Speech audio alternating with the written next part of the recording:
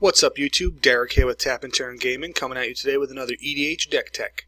Today's deck tech will be for, as you can see up here on the screen, Kalitas, Traitor of Ghet, one of our newer legends from Oath of the Gatewatch. I think he's pretty cool. To get out of the way, this is a deck tech that was suggested to us by one of our subscribers, MTG Master. He wanted to see the new Kalitas as either a vampire tribal or a zombie tribal, so instead I went with he is the Lord of Zompires. So it's a split tribal, just about half vampire, half zombie, just to do something a little different because he's pretty fun, so why not? So to talk about the general is Kalitas, Traitor of Ghet.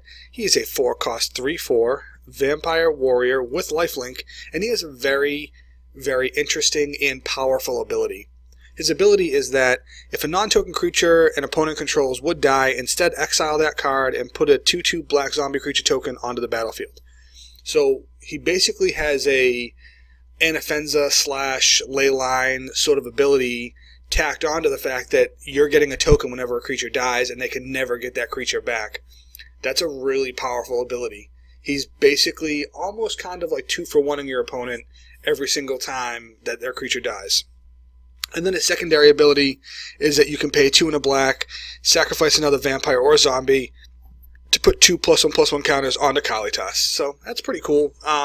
It's good for enabling things or late game to just make them friggin' huge and swing away. Let's go over the deck. We'll go over the lands first. We're running a Bajuka Bog to exile a graveyard. Mikokoro, Center of the Sea, so that we can make each player draw a card. We're not really worried about each player drawing a card because we're going to go for sort of an attrition style where we're getting rid of their creatures. And, them having the creatures to cast shouldn't be that big of a deal most of the time. It could always hurt you in the end. Mirror in the Moaning Well. Sacrifice a creature, you gain life equal to the creature's toughness. Just a way to gain us some life if things are going bad. Then we have Nixos, Shrine to Nyx. Great land since we're running mono black. It's going to generate us a ton of mana. Shiro, Death Storehouse, is going to give one of our legendary creatures Fear, which is cool because we can use Kalitas' ability to put a bunch of +1/+1 counters on him, and then give him Fear, swing away, and he can end up one-shotting someone late game. 31 Swamps, an Urbog, Tomb of Yawgmoth, so that we can turn all of the other non-basics we have into swamps, and a Valrath Stronghold to put our creature card from our graveyard on top of our library and just reuse some of our guys. Only a couple instants that we're running a Hero's Downfall to destroy a creature or a planeswalker. Mostly so we can destroy those pesky planeswalkers. A Murder, because it's a 3-cost destroy target creature, any creature you want. And then this is a spell that I find to be really good in EDH or just Magic in general. It's a 2-cost instant, and it's destroy target non-vampire, non-werewolf, or non-zombie. So in the plethora of Magic creatures, there's only 3 types of creatures it can't kill, which is nice because with this deck being vampire, zombie, tribal, it's not going to kill basically any of our guys in case someone tried to turn it on us. And that's really good. I think this is a really, really good spell that people usually overlook, which is why it's a 24-cent card. But I think it's a really good spell. For enchantments, Dictate of Erebos for that Grave Pack style effect, so whenever one of our guys dies, everybody loses a creature. Then the OG version, which is Grave Pact, which is whenever a creature dies, everybody loses a creature. Dictate just costs 1 more because it has Flash. Oversold Cemetery is nice. It has basically Threshold, kind of-ish, sort of, but what it does is at the beginning of our upkeep, if there's at least 4 or more creature cards in our graveyard, we can take one of them back to our hand. Very nice card for late game to be able to reuse some of your tech cards. And Palace Siege. This is a nice card for this deck because we can choose either mode and really be effective for us. We can choose Cons to be able to return a creature to our hand at the beginning of our upkeep, or we can choose Dragons to be able to gain 2 life and the opponent loses 2 life. Which, depending on what point in the game we played, if we played early, we're probably going to want to go for creatures. If we play it late, when they're starting to get low, we're going to probably want to choose Dragons just to apply that pressure. For artifacts, we're running Ashes of the Fallen. This is a probably rarely seen rare, but it's a pretty cool card. It's a 2-cost artifact. As Ashes of the Fallen comes into play, choose a creature type. Each creature type in your graveyard has the chosen creature type in addition to its other types. Where this is good for us is we're going to cast this, and every time we're going to choose zombie. So that means every creature in our graveyard is a zombie. And for the most part, that doesn't really affect anything. But when all of our vampires die, they actually become zombies, and then we can return them to our hand with our zombie that does that, who I'll come across in a moment, but it's going to let us another way for us to get our creatures back. Then we have Mana Crypt, Mana Vault for a different mana for mana ramp. Phyrexian Altar, because this will let us sacrifice a creature to add 1 mana of any color to our mana pool. This is really, really nice with one of our zombies who will go over, who is basically going to be able to go infinite with that. And when it'll let you sacrifice a creature infinitely, res a creature infinitely, so that'll be really, really nice with like a Dictate or a Grave Pact to really hit your opponent hard. And then Soul Ring for some more mana ramp. For our sorceries, we're running Damnation for the Sweeper, Dark Petition, because it's really cool. I really like this card. Late game, it's really phenomenal. You know, you tutor for any card, put it in your hand. It costs 1 more than Diabolic Tutor, so that's not too bad. And it has Spell Mastery, so if there's 2 or more sorceries or instants in our graveyard, we add 3 black to our mana pool. So what's nice about this is you tutor for this on turn 5 for maybe that Hero's Downfall. If you have 2 instants of sorceries, you can cast that Hero's Downfall with that 3 mana, and that's pretty powerful. We run Demonic Collusion to be able to just tutor for some more cards. Demonic Tutor, Diabolic Revelation, Diabolic Tutor, just more tutors to be able to find the cards we want when we want them. In Garrick's Wake for another sweeper that also will kill Planeswalkers, but none of the Planeswalkers or creatures that we control, so very nice. Increasing Ambition, another sweeper. Another tutor. Life's Finale is another sweeper. And then we have Ruinous Path, another way to destroy a creature or a Planeswalker. And Zombie Apocalypse, because this is really nice. And return all zombie creature cards from your graveyard to the battlefield, then destroy all humans. So it's not going to destroy a ton of guys always. It could. You know, it's always going to pick off a few here and there that people forgot were humans. But what's really nice is that when we play Ashes of the Fallen, this card right here, we choose Zombie. When we cast our Zombie Apocalypse, it's going to res every creature we have. So that'll be very, very nice. Alright, and then for our creatures, we have a lot of creatures here. We're a pretty creature-heavy deck, 38 creatures. What we're running is Anowin the Ruin Sage. He's a legendary vampire. At the beginning of your upkeep, each player sacrifices a non-vampire creature. So we're going to be sacrificing a zombie token most of the time, but the opponent's going to be losing a creature as well. Now when the opponent loses a creature, if our general's out, that creature's going to be exiled, and we're going to get a creature. So you can really see how that the battle of attrition is going to work and how we're going to slowly edge them out. Then we have Blood Artist. Whenever a Blood Artist or another creature dies, target player loses 1 life, and you gain 1 life. Pretty good, pretty standard. There's a reason he's a $4 card for an uncommon. He's very good. Blood Hulk Ritualist. This card's really cool. It's a 3-cost 2/2 Vampire Shaman with kicker for 1 black. Sorry, multi-kicker for 1 black. When it comes onto the battlefield, target opponent discards a card for each time it was kicked. Basically what we want to do is almost invest as much mana as we can as it takes to shred their whole hand, get rid of their whole hand, so at that point they're in top deck mode, and then use things that we can use to return it to our hand, and just keep making the opponent discard every turn if we can, which we have ways to do that, so it's nice. Then we have Bloodline Keeper. He's mostly in here because you can tap him for a 2/2 black flying vampire creature token, and if you happen to have 5 vampires down, you can flip him, and then he becomes Lord of Lineage. He still has flying. He still can tap to produce the 2/2 flying vampire, but at that point he also gives your vampires +2/+2. So now he's making 4/4 flying vampires, and that's pretty solid. Butcher of Malakir is another version of Grey Pact or Dictated Variables, just on a body for a 7-cost 5/4 flyer. I'll take that every time. Captivating Vampire is cool. He is a vampire lord technically because he does give the lord effective, giving them the +1/+1. And is a 3-cost 2/2, so it's a fair size body, you know, for his cost. But what's cool about him is you can tap 5 untap creatures, tap 5 untap vampires you control to gain control of target creature, and it becomes a vampire addition to its other types. What's nice about this ability is it doesn't say that if you lose Captivating Vampire, you have to give back the creatures. So that's something that people can really abuse. Cemetery Reaper, one of the zombie lords, because he gives the zombies the +1/+1. And you can pay 3 exile target creature card from a graveyard to put a 2/2 black zombie creature token onto the battlefield. So we're going to be getting rid of our opponent's creatures, obviously, and not ours, unless we needed it to win for some reason. Dark Imposter. I've fallen in love with this creature since he was released. He's a 3-cost 2/2 vampire assassin. Nothing really crazy there. For 6 mana, you can exile target creature and put a +1/+1 counter on him. You know, 6 mana seems like a lot to exile a creature, but when you can do it every turn, again and again and again and again, and he gets progressively bigger, and he also has all the activated abilities of all the creatures he has exiled, so he can do some really cool stuff. But I think he's a really good creature. Death Baron. Oop. Death Baron is another one of our Lord-type creatures. He gives all of our zombies +1/+1 in Death Touch. That's really all he's in there for.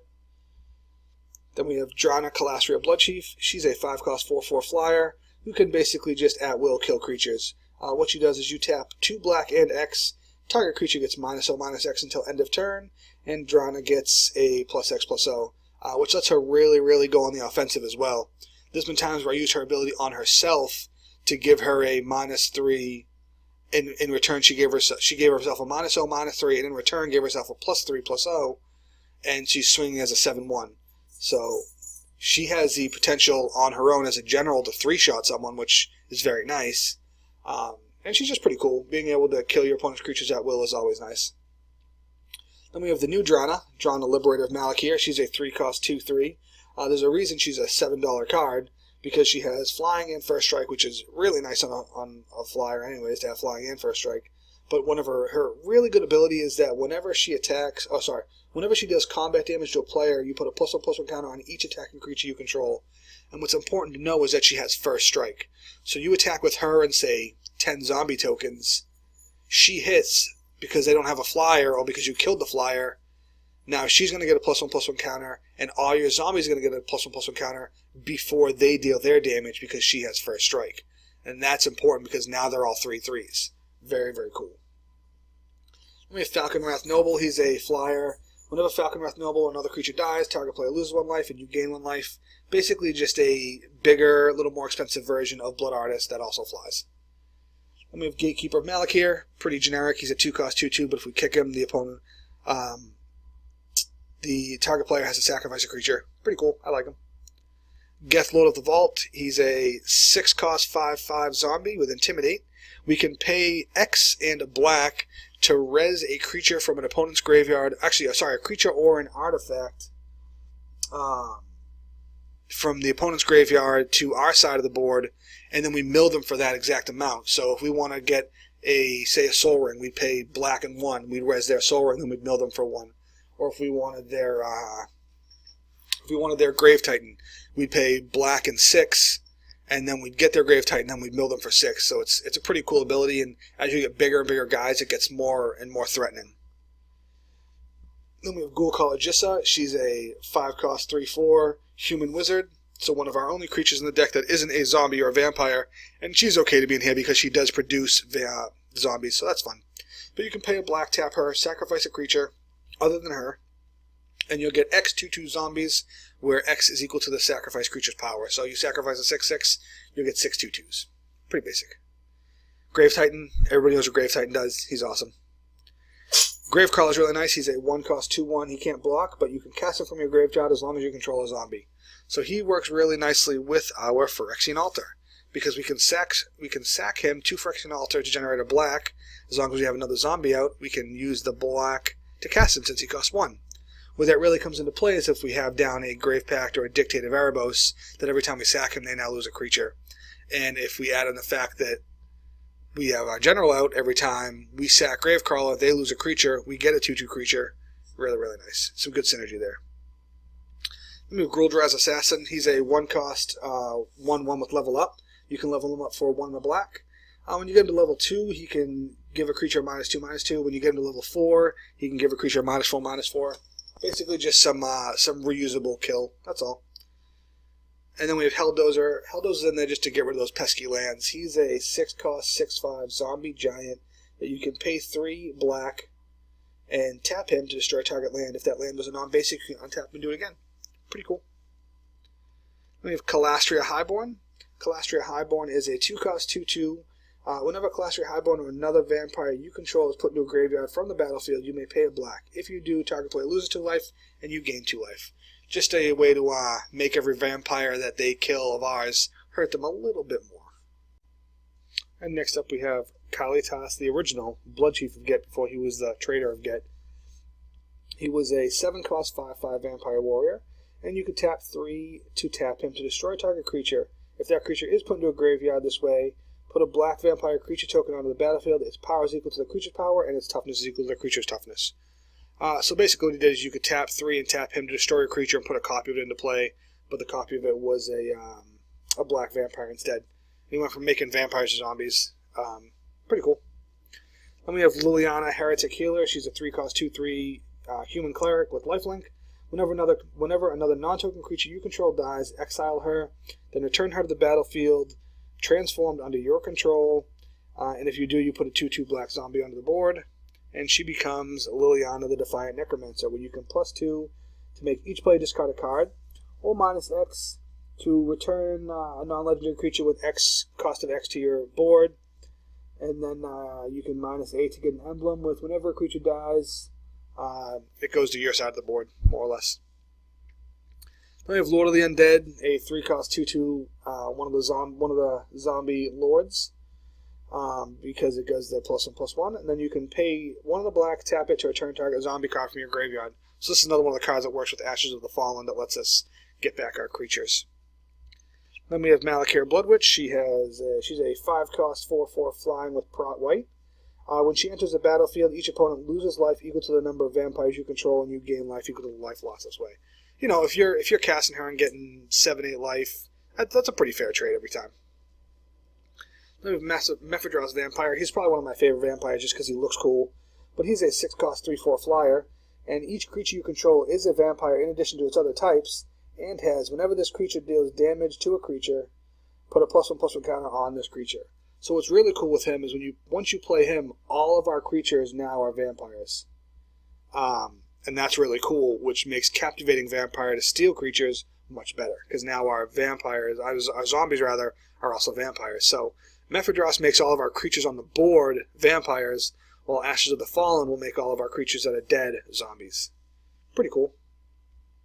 Next up we have Mackenzie the Unhallowed. He's a 6-cost 5/5 with Intimidate.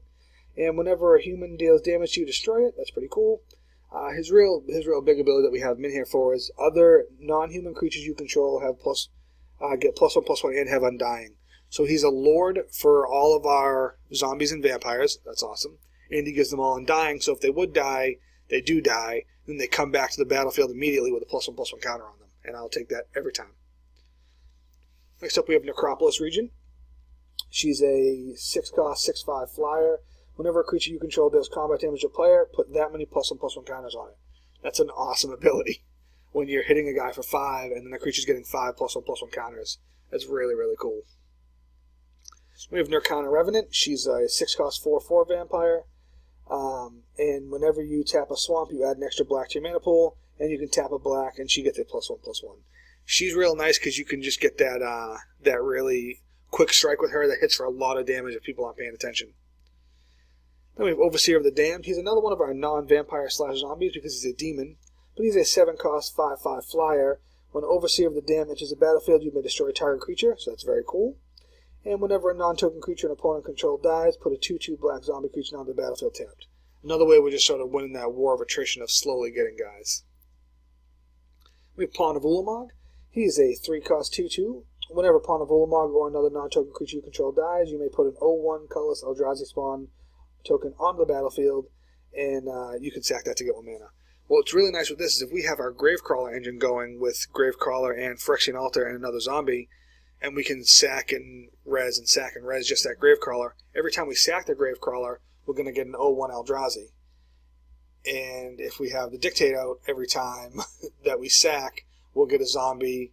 We'll get the 0/1 Eldrazi, and the opponent's going to have to sacrifice a creature. And if our General's out on top of that, whenever we sack Gravecrawler, then we're going to be getting the 0/1 Eldrazi from the pawn. We're going to be getting the 2/2 the 2/2 zombie from our General, and we're going to be getting the Gravepack trigger off of one of these enchantments. So there is like a good engine we can get going in here to really clear a board quickly. Next up we have Risen Executioner. He's a 4-cost. My mouse is disagreeing with me here. Risen Executioner is a 4-cost 4/3. He can't block, that's whatever. He's mostly in here because of the other zombie creatures you control get +1/+1. And we can cast him from the graveyard if we want to, but he costs 1 more for every creature in the graveyard. You know, the fact that we can return him if need be for that instant gratification on the +1/+1 is nice, but he's really mostly in there for the Lord effect. Then we have Sidisi Undead Vizier. She's a 5-cost 4/6 with Death Touch and Exploit. When she comes in, if we sacrifice another creature to use her exploit, We can tutor for any card, and we can use her as a sacrifice as well, which I've done in the past. And that's really nice because you cast her for the 5, she dies, or any creature dies, whatever you exploit with her, that will kick off any of our Grave Pack style abilities, as well as tutor you for a card. We have Skeletal Vampire. He's a 6-cost 3/3 flyer. When he comes into play, you get 2/1/1 bats, and you can pay 5, sacrifice a bat to put 2 bats into play, which more or less reads as pay 5, put 1 bat into play, but the fact that it sacrifices means a creature dies, so if we have one of our Grave Packs or our Dictate, then we are going to go ahead and generate a kick off of that. Thief of Blood, this guy is awesome. Super underrated, I think. But he's a 6-cost 1/1 flyer. People are like, oh, 1/1, he's kind of garbage. What he does, though, is when he enters the battlefield, remove all counters from all permanents, and Thief of Blood enters the battlefield with a +1/+1 counter for each counter removed this way. So when he comes in, he kills every Planeswalker. He takes every +1/+1 counter, every charge counter, every type of counter you can have on the board, and becomes massive because he gets a 1/1 counter for every counter removed this way. Really, really cool. Then we have Vampire Hexmage, who's a 2-cost 2/1 with first strike, and we can sacrifice her and remove all counters from permanent. She's in there just as another way for us to kill a Planeswalker. Then we have Vampire Nighthawk, who is awesome. She's a 3-cost 2/3 with flying and death touch and lifelink. Doesn't really get much better for that for value town on a flyer. Viscera Seer is nice. Viscera Seer is a 1-cost 1/1 that you can sacrifice a creature to scry 1. So when we get our Gravecrawler / Phyrexian Altar engine going, and we get down the pond, every time we sacrifice a Gravecrawler, we'll get that Eldrazi. We can use the Eldrazi's to sack with him to scry, which from that point on, we can draw exactly whatever card we need going forward. Because we could scry 50 to put the top 50 cards of our library onto the bottom, and then go ahead and draw that card we wanted. So if you have out Gravecrawler, another zombie, Phyrexian Altar, and Viscera Seer, you now have perfect draws from that point, and you will only draw the card you want to draw. And that is very powerful for only 4 cards. And then lastly, we have Zombie Master, the OG of Zombie Lords. 3-cost 2/3, other zombies have Swamp Walk, and other zombies have pay 1 black to regenerate. It's really pretty cool. Just, pretty basic at what it does. It does what it does well. So this is our Kalitas, Traitor of Ghet, Lord of the Zompires. As you can see, it is mono black, obviously, and we did go pretty heavy on the creatures, pretty light on everything else, just to really get a fun little deck going. The mana curve isn't really that great, I guess, as it curves pretty well into 3, then down, but then goes back up a little bit. So I wouldn't say the mana curve is that great per se. But yeah, this has been Derek with Tap and Turn Gaming, and this is Kalitas, Traitor of Ghet. Thanks a lot, and goodbye.